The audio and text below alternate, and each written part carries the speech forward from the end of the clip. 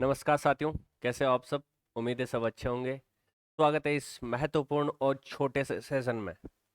जी हाँ, भूगोल से संबंधित टॉपिक है लेकिन करंट अफेयर की दृष्टि से अति महत्वपूर्ण है। परसों शाम ये बोले कि पर्यावरण दिवस के पहले वाली शाम को ये दो महत्वपूर्ण परिवर्तन किए गए जो एग्जाम की दृष्टि से बहुत ज्यादा इंपॉर्टेंट है। यहाँ से सवाल बनेगा ही बनेगा। तो बगैर किसी देरी की शुरुआत करते हैं इस छोटे से सेशन की। अपने चैनल पर नए हैं तो जरूर जुड़े, अपने यार दोस्तों को भी शेयर करें और इसकी पीडीएफ प्राप्त करने के लिए टेलीग्राम चैनल जरूर ज्वाइन कर लें और टेस्ट सीरीज देने के लिए प्ले स्टोर से जाके अपना जो ऐप है गोल गुरु एकेडमी उसको डाउनलोड कर लें। देखिए, करंट में बात करें तो मेनार, उदयपुर और खिंचन फलोदी ये दो ऐसे स्थान है जिनको रामसर स्थल घोषित किया गया है, आर्द्रभूमि घोषित किया गया है, आर्द्रभूमि घोषित किया गया है। कौन से दो नए स्थान हैं? मेनार, उदयपुर और खिंचन फलोदी। आगे हम देखेंगे थोड़ा सा विस्तृत।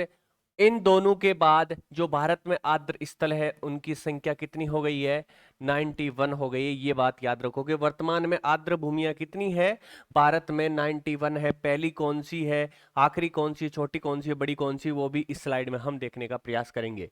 तो वर्तमान में आर्द्र भूमि 91 है और दो जो नई है मेनार, उदयपुर और खिंचन फलोदी जो पर्यावरण दिवस 5 जून से पहले वाली संध्या को घोषित किए गए थे।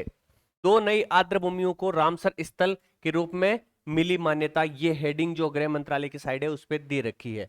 ये देखिए, इसकी विशेषता है, यहाँ पर इस प्रकार के पक्षी मिलेंगे आपको, खूबसूरत खूबसूरत, तभी तो इनको आर्द्र भूमियों में स्थान मिला है। अब देखिए, मेनार व खिंचन के बारे में थोड़ा अध्ययन कर लेते हैं एग्जाम की दृष्टि से, जो आपको पूछा जा सकता है। मेनार, उदयपुर, इसको थोड़े दिन पहले बर्ड विलेज के रूप में भी घोषित किया गया था। किसमें? बर्ड विलेज के रूप में भी इसको घोषित किया गया था लगभग 3-4 साल पहले। स्थान कहां पर है? उदयपुर जिले का मेनार गांव है। आप ऐसे जाओगे ना, उदयपुर से चित्तौड़गढ़ मार्ग पर, उदयपुर से उदयपुर से चित्तौड़गढ़ मार्ग पर इस तरीके से जाओगे, उदयपुर चित्तौड़गढ़ मार्ग पर जाओगे तो यहां पर एक जगह मिलेगी मेनार। इसी मेनार गांव को क्या है? आर्द्र भूमि के रूप में मान्यता मिली है। तो देखिए भाई, इसकी विशेषता क्या क्या है। यहां पर ब्रह्म नदी है, सॉरी ब्रह्म तालाब है, दंड या डांड तालाब, दोनों नाम एक ही है। दंड या डांड तालाब, ब्रह्म तालाब और खेरोदा तालाब यहाँ की विशेषता है। ये तीन महत्वपूर्ण तालाब है और आपको जो है एग्जाम की दृष्टि से नए नाम सुनने को मिले होंगे। छोटे छोटे तालाब है लेकिन एग्जाम की दृष्टि से अब बहुत ज्यादा महत्वपूर्ण हो गए। तीनों याद रख लेना, ब्रह्म तालाब, दंड तालाब और खेरोदा तालाब। कहां पर है? उदयपुर में है। कहां पर? मेनार के आसपास। प्रमुख पक्षी प्रजातियां कौन कौन सी यहाँ पर? बार हेडेड गूज है, ग्रेटर फ्लेमिंगो है, इंपॉर्टेंट है भाई, ग्रेटर फ्लेमिंगो, और पेटेड स्टॉर्क। ये तीन जो है आपके पक्षी प्रजाति यहां पर मिलती है।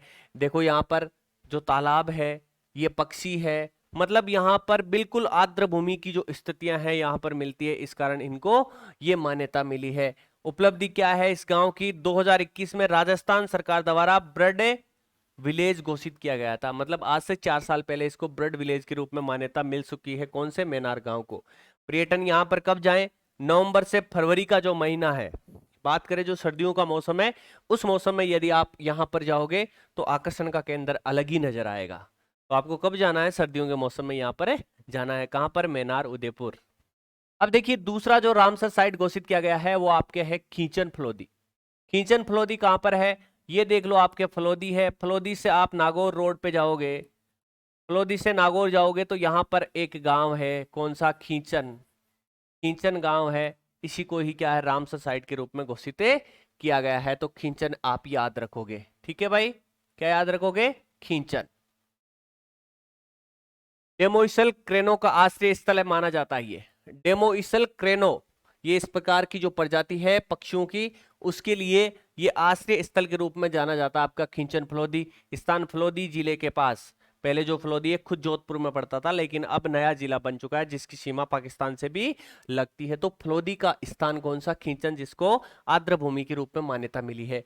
उत्तरी थार रेगिस्तान में स्थित खींचन वेटलैंड में कौन सी नदी? रात्रि नदी। इसको ऐसे भी लिखते हैं भाई, रात्रि नदी। रात्रि नदी और विजय सागर तालाब, ये जो खिंचन है, खिंचन के यहाँ पर एक तालाब है जिसका नाम क्या है, विजय सागर तालाब है।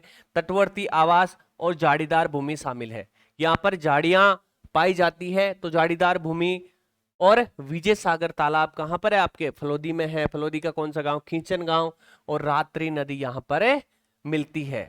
प्रसिद्ध किस लिए, हजारों डेमोइसल क्रेनो कुर्जन जो पक्षी है शीतकाल में ये प्रवास स्थल माना जाता है। कौन सा, खिंचन फलोदी। पर्यटन कब जाएं, वही बात है भाई, आप जब सर्दियों में यहां पर जाओगे तो आपको पक्षियों के अच्छे दर्शन होंगे। ठीक है, ये दोनों साइड आपको याद रखनी है, दोनों आर्द्रभूमि को याद रखना है, मैनार, उदयपुर और खिंचन फलोदी। अति महत्वपूर्ण है, हर एग्जाम में यहां से सवाल निश्चित तौर पे बनेगा। अब देखिए, अब वर्तमान में राजस्थान में कितनी आर्द्रभूमि हो चुकी है, 4 जो है साइट हो चुकी है, 4 आर्द्रभूमियां यहां पर हो चुकी है।